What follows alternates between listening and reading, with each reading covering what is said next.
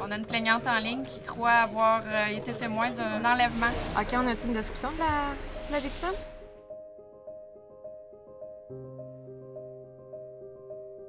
Nous, le centre d'appel d'urgence, on est le cœur des services d'urgence, autant police que pompiers. On a tout notre système de répartition. Donc, on a la liste des appels en attente, nos statuts de véhicule, à qui je peux l'envoyer. J'ai tout ça devant moi.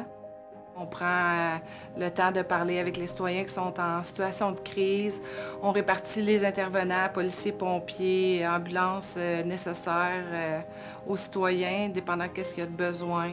Les secours sont en route, on s'en vient, sauf qu'on a besoin d'aller chercher de l'information. J'ai besoin de connaître certaines choses qui sont importantes pour que les policiers et les pompiers puissent faire leur travail. Les répartiteurs, en étant le premier maillon de la chaîne du service d'urgence, sont très importants. C'est eux les premiers qui sont en contact avec les gens en détresse. C'est eux qui communiquent l'information des citoyens qui nous est acheminée en caserne pour pouvoir avoir de la bonne information pertinente. Quand on reçoit un appel de détresse, naturellement, on n'est pas seulement que préposé aux répartiteurs. On est aussi un peu psychologue. C'est de garder un certain contact avec la personne, essayer de leur faire comprendre que qu'est-ce qu'ils veulent faire, c'est peut-être pas la chose à faire. OK. Là, présentement, là, vous me confirmez le nombre de personnes qu'il y avait là. Est-ce que vous voyez des armes? J'ai négocié avec un homme au téléphone pendant presque 40 minutes.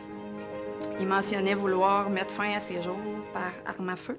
Tout s'est bien terminé, personne ne blessé. On a aidé l'homme. Mais quand moi, j'ai raccroché la ligne, je suis trempée. Puis je m'en rendais même pas compte. J'avais donné tout ce que j'avais. Mais là, il faut que je continue ma journée. J'ai pas fini.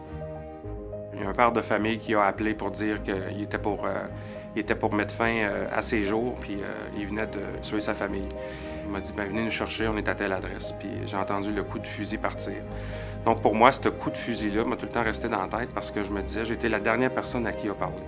C'est sûr qu'il faut être une personne qui écoute beaucoup, l'écoute active, avoir une résistance au stress, avoir un bon jugement, prendre des décisions rapidement. Je pense que c'est la clé d'un bon répartiteur d'urgence 9 heures. On s'ennuie pas. On peut pas s'ennuyer. Ça fait 12 ans que je fais ça. Il n'y a pas une semaine où il n'y a pas quelque chose qui m'épate.